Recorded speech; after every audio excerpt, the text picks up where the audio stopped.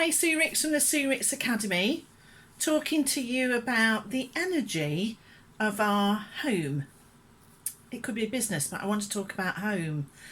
This is the energy and the feeling of our homes. And one of the things that we can do, which really makes a difference, is choose a moment when you think that you can properly connect with yourself and go, I'm going to tune in. I'm going to tune in to my home today. Maybe so you get a sense that there's something that's not feeling quite right with your home, or you want to just come together with your home. Because I love feng shui, I love about energy, I love about the homes, and I love, therapy and energy and everything. So everything's about communication. So it's how are you communicating with your home? And how is your home communicating with you? So like our bodies talk to us, our homes talk to us too. So what is your home saying to you? I can imagine there may be a couple of laughters going on about this, but it's a lovely thing to do, is actually go, hi house, how are you today? And talk to your home, bless your home, thank your home. If you've got a roof over your head, we're so much luckier than so many people who don't have a roof over their head. If you've literally practically got a roof over your head, how lucky are we? Have you got walls? Can you thank the roof and the walls for keeping you feeling safe and secure? Have you got a front door? Can you lock it at night? Do you lock it during the day? Does it give you a sense of security? Can you say thank you to the door? Can you say thank you to the lock? Can you say thank you to the handle when you open the door and you step outside and go, hello world, hello outside, thank you for being there, and thank you to your house, and hello house as you come and as you go. It's a lovely thing to do. Homes love it. They feel it. I know that it sounds a bit strange if you're not used to doing this, but just talk to your house. And another thing that you can do is just try and work out, where do you think the centre of your home is? I'm not talking about, that's where everybody congregates, which is usually in the kitchen. Where's the actual physical centre of your house? So if you imagine, whatever the size is of your house, where's the middle of the house? Maybe get a piece of paper and draw out, my house is this sort of shape, or it's that shape, it's a square one, or it's got bits on it, or whatever. Where's the centre of my house? And then find that space, and if it's possible to, stand in that space and tune in. Just go inside yourself and go in and down and tune in. And bless the house and thank the house and appreciate the house and listen to what the house might be saying. And maybe you get a sense of, this needs repairing, or this needs clearing out, or whatever. It doesn't matter. Whatever it is, listen to it. If you can, lots of us have been through lockdown. Lots of us have been doing things in our homes and making changes. If you've got the time and the capacity, then if you listen to your house will be able to, it will talk to you, and you will know. Yeah, and it may be that cerebrally, mentally you're going, oh, I need to clear this, and oh, I need to clear that. But maybe that's not the most important thing. Maybe it's what your should thing is saying you should be doing. But actually there's other things that's more important.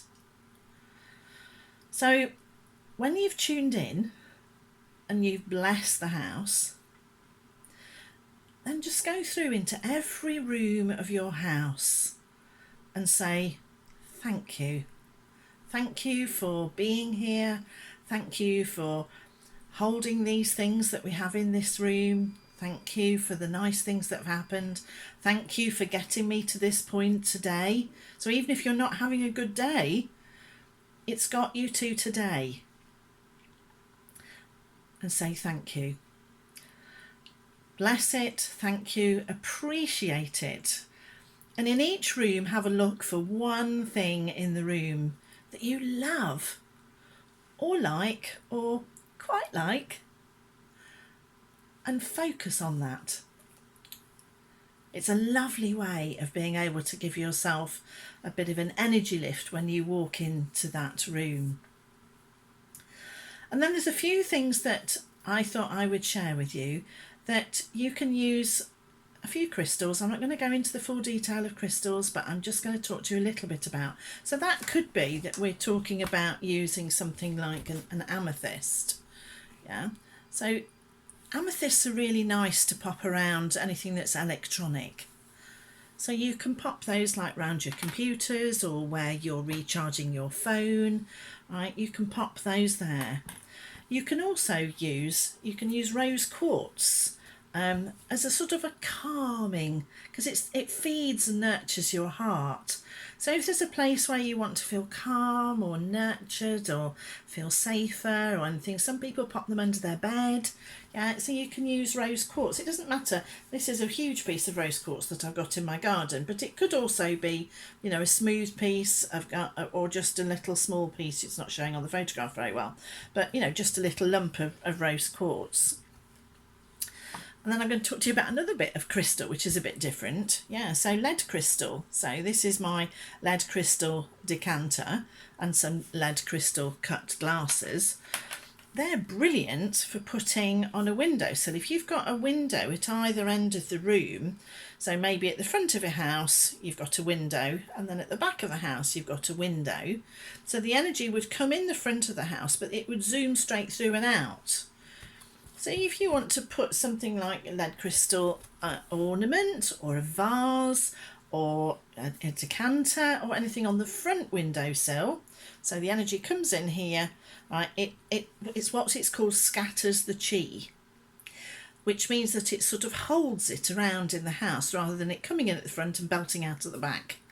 Yeah, so it's a cool thing to do, to be able to have something that's lead crystal if you've got a window at the front and a window straight at the back. That's not every house, but it's some houses. And the other thing that scatters chi is when you're coming through your front door, just think about it as you're coming through your front door. What is it? Is it a hallway? Is it straight into your kitchen? What is it as you're coming through your front door? So your front door, there's a difference between the front door and the main door. So you might use a door straight into your kitchen, which is your main door, but it also might be your front door because it's the door that you use. Right? So it's what I'm trying to get to is it's whatever you use all the time. Yeah. So it may not be at the front, but it's whatever you use or the family uses all the time. If opposite it is a set of stairs, then the energy comes in the house and it goes poof, it goes straight upstairs. Well, upstairs is meant to be where you have sleep time, rest time, chill out time. So we actually want to keep most of the energy downstairs so you can chill out upstairs. So you can use a wind chime. So this is a pentatonic wind chime. And I've got a number of wind chimes in the garden. I absolutely love them when they just tinkle away and they make the most beautiful sound. But then this would hang at the bottom of the stairs if you've got stairs that go straight in. So if you imagine you open the door and then go, if it was straight upstairs, that's where you put a pentatonic wind chime. And the idea is that it actually catches the door, yeah, with the base at the bottom so that it just makes a little tinkle tinkle sound as the door opens, or close enough so that the wind around the door moves it so it makes a tiny, I'm not talking about clatterbangs, just a tiny little tinkle tinkle tinkle, and that scatters chi too. So scattering of chi can be done in a number of different ways because you don't want it to be driving too fast. Energy in your home that's too big or too fast is never going to feel really nice. And then one last thing is to talk about beams. And this came from some questions that I've had from somebody over the last couple of days. So they were concerned, they'd heard about the fact that you shouldn't have a beam over your bed. What I was saying is it's the type of beam. So ideally you would avoid a beam. But can you see this beam is all rounded? It hasn't got those big square pointy bits, and that's what's not too helpful. So if you've got, if you live in a beautiful old barn and you've got some beautiful old rounded beams like this one is, this has got hops all the way round the edge of it, right? That's absolutely lovely. It's rounded, it's fine. All the energy is then sort of being emitted all the way round. If you've got a beam that's like that, then you get more energy that comes off the corners, because corners are never good. And we want to try and avoid sitting or sleeping in front of big corners. But if you do find that you've got beams which are over the bed, there are things that you can do with crystals and things, and I'm very happy to advise on that. As you know, you can always book a one-to-one session with me at any time. But beams aren't something to be frightened of, they're things just to be aware of, and there are things that you can do. But the most important thing to do is talk to your house, talk to the rooms, get a sort of sense and a feel. And if that sounds weird to you, then that's great. But in the same way that you want you'd like to be able to talk nicely with a friend, your house is your friend, it takes care of you. So have a chat with your house. The chats I've been having with my house recently have been amazing, and I've done all sorts of things, and I have to say I'm loving it. So lots of things are changing. I've had time during lockdown to do lots of more communicating with my home, because I've spent so much time travelling all over and having a great time. This has been wonderful. So have a chat with your house, see what it wants to say to you. Get inside, get in and down. You'll see all the things on the Academy. Just get in and just get down.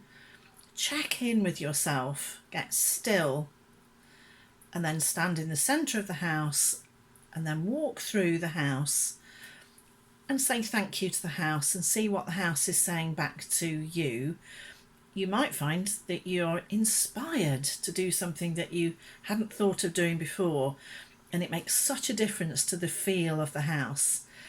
So I send you lots of love and wish you lots of super times chatting with your house and just getting a sense and a feel. This isn't I need to do this, I need to do that. It's actually communicating, and do it with love and with gratitude and enjoy. Lots of love. Bye.